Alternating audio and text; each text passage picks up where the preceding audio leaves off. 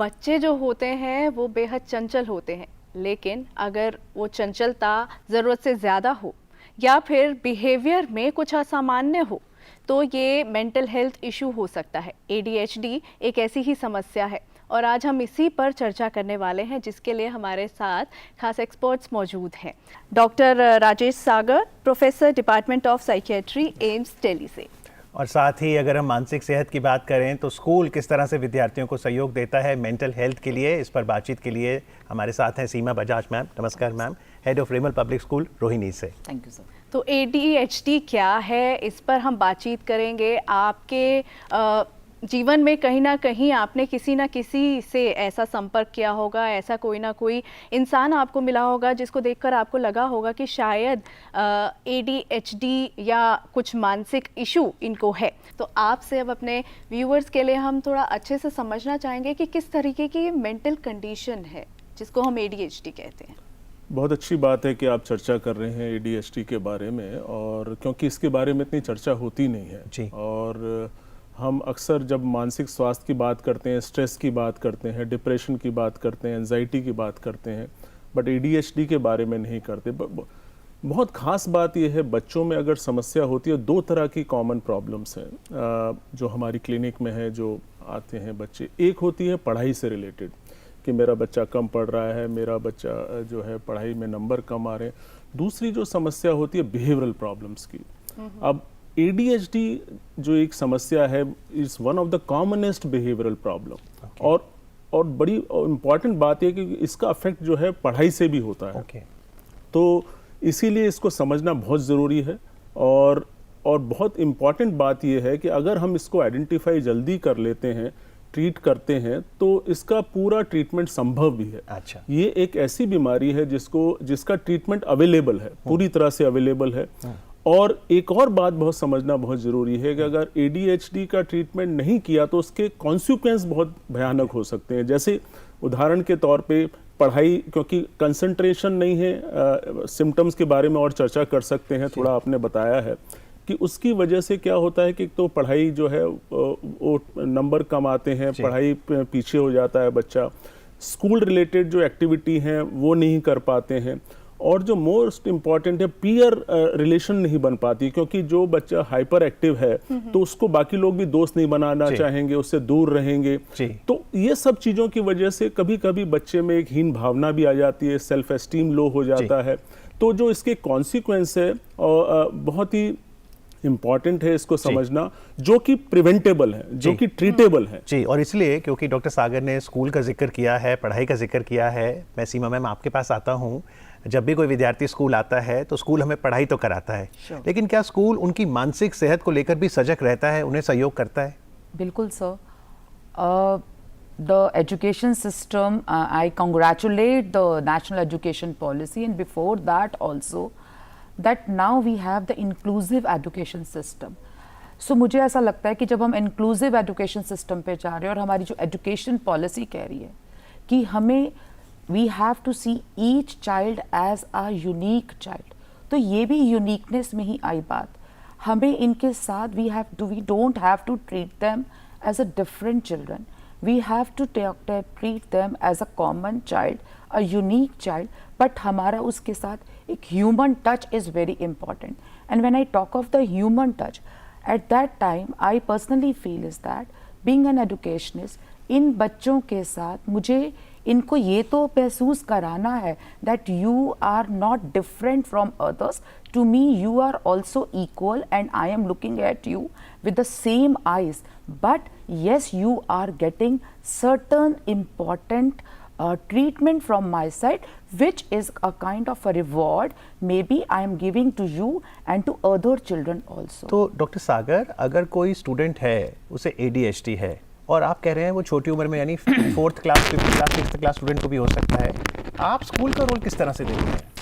देखिए, स्कूल का रोल बहुत इम्पॉर्टेंट है, और ये बहुत इम्पॉर्टेंट, जैसे मैडम ने बताया कि एक तो हम बता सकते हैं कई बार जो हमारे पास कंसल्टेशन आती है वो स्कूल रेफर करता है कि क्योंकि एक बात हम बताना चाहेंगे कि जो टीचर है, क्योंकि उसके पास 30 बच्चे क्लास में, तो उसे पता होता है कि इन बच्चों में प्रॉब्लम है और ये बच्चे ठीक हैं, तो वो अक्सर वो आइडेंटिफाई कर लेते हैं।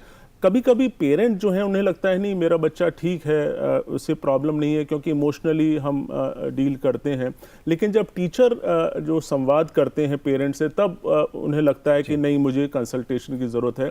तो एक तो आइडेंटिफिकेशन में उनका बहुत बड़ा रोल है और ट्रीटमेंट में भी उनका रोल है। बहुत सारी ऐसी क्लासरूम टेक्निक्स हैं, स्कूल रिलेटेड टेक्निक्स हैं जो हम टीचर्स को बताते भी हैं कि जो बच्चे को ADHD है, ADHD मतलब अटेंशन डेफिसिट और हाइपर एक्टिविटी डिसऑर्डर, तो मतलब कहने का मतलब है कि उसमें अटेंशन की कमी होगी, उसके चर्चा कर सकते हैं, और हाइपर एक्टिविटी के सिम्टम है।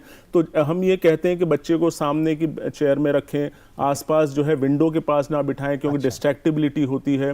कोई भी जो इंस्ट्रक्शन दें बड़े जो छोटा छोटा करके दें, जो पूरा समझ ले। तो बहुत सारी ऐसी मैं बताना चाहूँगा कि जो ट्रीटमेंट है सिर्फ डॉक्टर्स और साइकोलॉजिस्ट के पास नहीं, टीचर भी बहुत बड़ा रोल प्ले कर सकते हैं, और हम डिस्कस भी करते हैं।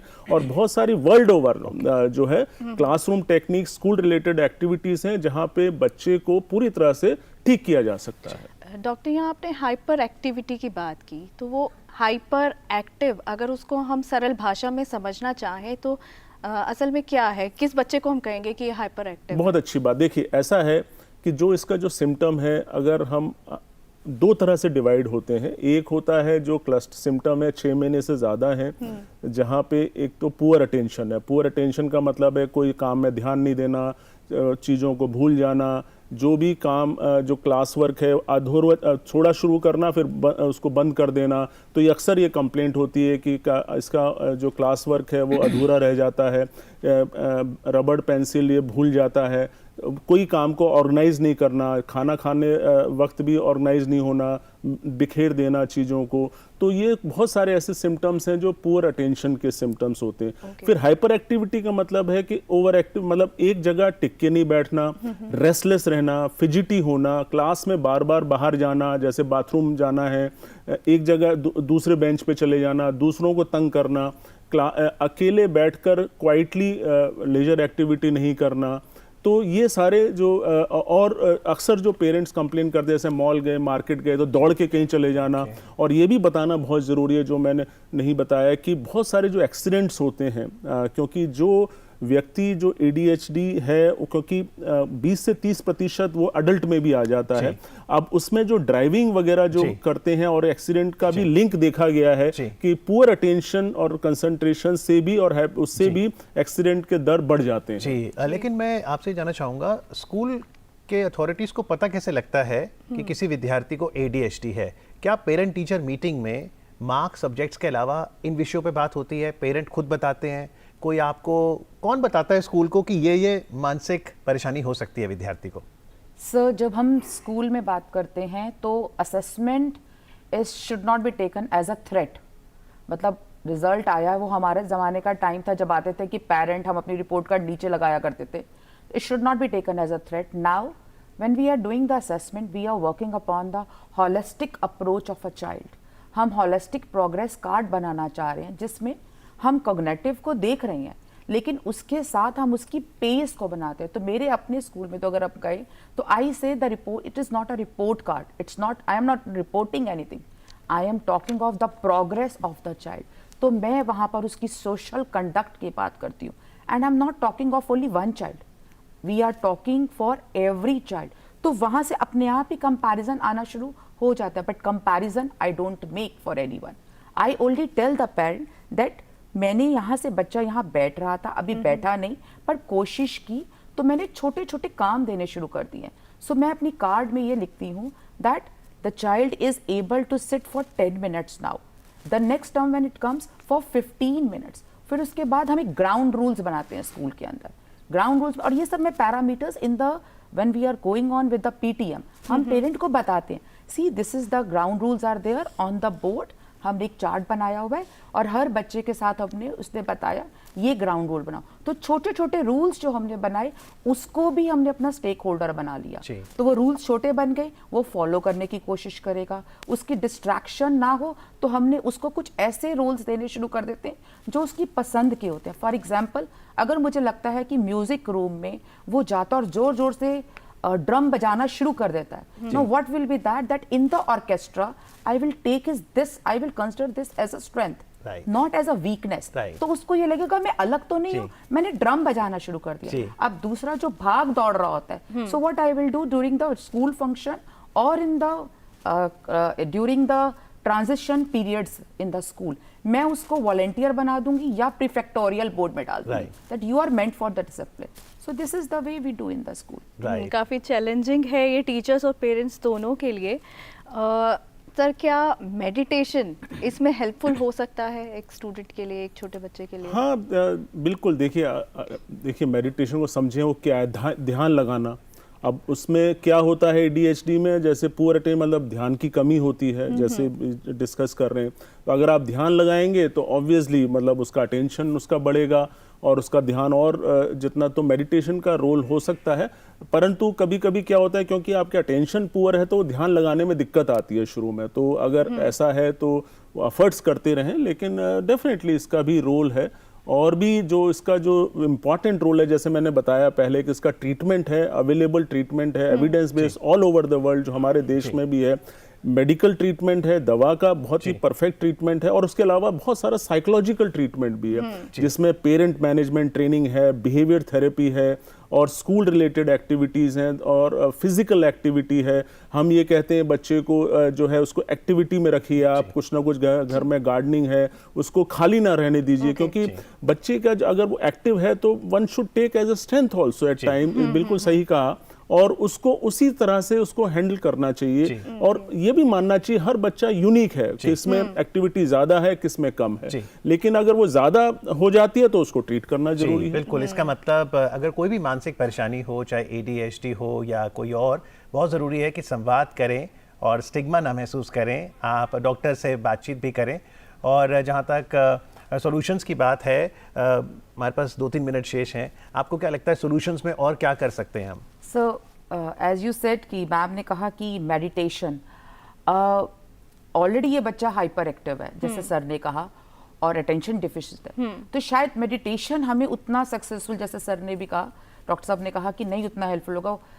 मुझे ऐसा लगता है कि इसमें हम क्या करते हैं, जो ट्रांजिशनल पीरियड हम डिफाइन नहीं करते हैं इस बच्चे के लिए, स्पेशली बिकॉज मेरे माइंड में है, मेरे पास कुछ ऐसे बच्चे हैं, बट मुझे अंदाज तो नहीं उसे दिलवाना कि you are different from others.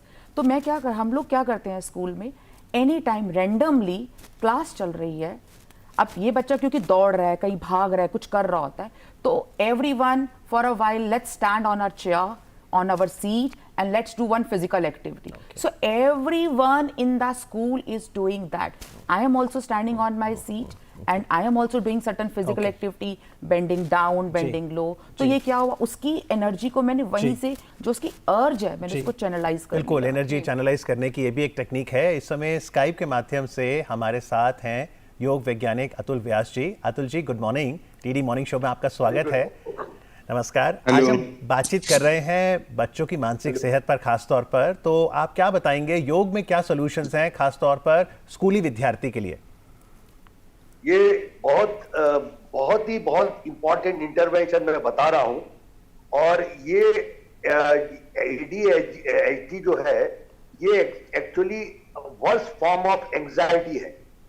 और एक अमेरिका में डॉक्टर है डेनियल अमीन, वो न्यूरोसर्जन है, उन्होंने एक नई टेक्निक निकाली, स्पेक्ट्रोग्राम, मतलब ब्रेन का वो करते हैं CT scan, but active brain का। तो उन्होंने इस ADHD, एंजाइटी, फियर का जो पार्ट हमारा ब्रेन का एक्टिव होता है, वो होता है बेसल गैंग्लिया। जब बेसल गैंग्लिया नाम का एक पार्ट जो ब्रेन में है वो ओवर एक्टिव होता है, तो आपके अंदर एंजाइटी, रेस्टलेसनेस, ये सब चीजें, फियर, ये सब पैदा होता है। इसको कम करने के लिए उनको हमने, मतलब मेरा उनसे इंटरेक्शन है, मैं योग के अंदर साइंटिस्ट हूं, तो बड़े बड़े डॉक्टरों से मेरा मतलब हम उनको जी। बताते रहते हैं साहब जी। ये है ये, तो उन्होंने एक हमने उनको एक सजेस्ट किया था 10, तो उनमें से 3 उन्होंने अपनी उस पे जी। बुक पे भी इंक्लूड किए हैं। उसमें पहला है कि एब्डोमिनल ब्रीदिंग, मतलब हाथ अगर ऊपर करके आप जी। ब्रीथ करें तो पेट से ब्रीदिंग होती है। जी। एब्डोमिनल ब्रीदिंग करते ही जी। बेसल गैंग्लिया की अतुल जी, activity एक तो normal एब्डोमिनल ब्रीदिंग हो गया, जल्दी से बाकी दोनों भी बता दीजिए। जी, और दूसरा है क्रिया योग में ओके। हम कंसंट्रेशन फिक्स करते हैं। ओके, और क्रिया तीसरा? योग में डेवलप करने के लिए, सुनिए, क्रिया योग में कंसंट्रेशन डेवलप करने के लिए फोकस नहीं करना पड़ता। अच्छा। उसमें कहता है कि हमारी जो अटेंशन है उसको घुमाओ।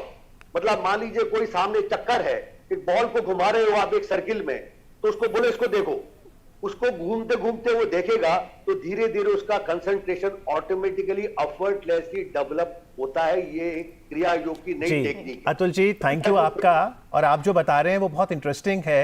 तो जब हम अगले फ्राइडे 16 जून को आएंगे, और क्योंकि इस महीने अंतर्राष्ट्रीय योग दिवस भी है, तो अतुल जी आपसे और तफसील से बात करेंगे। लेकिन आज कार्यक्रम में जुड़ने के लिए आपका बहुत बहुत आभार। Thank you. Thank you. Thank you. तो डॉक्टर सागर, हमारे पास बस 1 मिनट ही शेष है। सॉल्यूशंस में हम और क्या कर सकते हैं, क्या टूल्स एंड टेक्निक्स हैं हमारे पास? देखिए, जैसे मैंने पहले ही बताया कि इसकी डेफिनेट दवा है और टेस्टेड दवा है वर्ल्ड ओवर, और बहुत किस्म की दवाएं हैं और बहुत अफेक्टिव दवा है। मैं कहता हूं कि ऑलमोस्ट 80 to 90% बच्चे ठीक हो जाते हैं। और उसके अलावा साइकोलॉजिकल ट्रीटमेंट है, बहुत डॉक्टर साहब, सारा। दवाएं कुछ समय के लिए लेनी पड़ती हैं बच्चों हाँ, देखिए, दवा जो है, ये बताना ज़रूरी है कि दवा का काम बड़ा स्पेसिफिक होता है। सुबह के वक्त देते हैं, उसका इफेक्ट 3-4 घंटे रहता है। जब बच्चा स्कूल जाता है या घर आकर उसको होमवर्क करना होता है, तो उसमें उसकी अटेंशन इम्प्रूव हो जाती है। लेकिन ये भी बताना ज़रूरी है कि दवा जो है स्किल नहीं सिखाता है। स्किल के लिए फिर आपको साइकोलॉजिकल ट्रीटमेंट है, टेक्निक्स हैं, बहुत सारी जो चीज़ें जो हम इंटरेक्ट करते हैं, एजुकेट करते हैं पेरेंट्स को, तो वो सब भी बहुत इम्पॉर्टेंट रोल अदा करते हैं बच्चे के ADHD को मैनेजमेंट करने के लिए। ये भी मानना बहुत ज़रूरी है कि ADHD के साथ कोमॉर्बिड कंडीशंस भी होती हैं, जिसको हम कंडक्ट डिसऑर्डर बोलते हैं, लर्निंग डिसऑर्डर्स बोलते हैं, इवन डिप्रेशन, एंजाइटी, ये सब भी, क्योंकि उसके अंदर एक सेल्फ एस्टीम कम होता है तो वो भी हो जाता है। तो हम कॉम्प्रिहेंसिवली असेस करते हैं, और कुछ दवाइयाँ हैं जो भी ADHD जैसे सिम्टम्स को उत्पन्न करते हैं। और इसीलिए हमें मैसेज ये देना चाहते हैं कि इसका जो कॉज, क्योंकि उसके बारे में चर्चा नहीं की, तो कभी कभी क्या होता है, जैसे कुछ बच्चे जो हैं जिनका बर्थ वेट बहुत कम होता है, या बचपन में प्रॉब्लम्स होती हैं, या डिलीवरी के वक्त दिक्कत होती है, तो मैसेज ये देना चाहते हैं कि जो आपका जो डिलीवरी है वो सब सही हो, क्योंकि उसमें कॉम्प्लिकेशन की वजह से भी आगे चलकर आपके ब्रेन में अफेक्ट होता है। ADHD जैसे सिम्टम हो सकते हैं। तो ये सब चीज़ों का बहुत बड़ा रोल है कि हमारा मैसेज ये है कि प्रिवेंट करें कि ये चीज़ हो ही ना पहले पर। लेकिन अगर होती भी है तो आप इसको पूरी तरह से ट्रीट कर सकते हैं। मैसेज एक समाज के लिए भी है कि अगर किसी बच्चे को अगर कोई प्रॉब्लम है तो उसको साथ बहुत पेश ऐसे आए, जैसे बहुत ही हमदर्दी और एक सपोर्ट की जरूरत है उसको, ना कि उसको स्टिग्मेटाइज करें, ना कि उसको ऑस्ट्रेसाइज करें। तो ये मैसेज बहुत इंपॉर्टेंट है जो हमारे समाज के लिए, हमारे उनके पीयर्स के लिए है, बाकी लोगों के लिए। इस मैसेज के लिए डॉक्टर सागर आपका और सीमा मैम आपका बहुत बहुत आभार। Thank you very much. Thank you so much.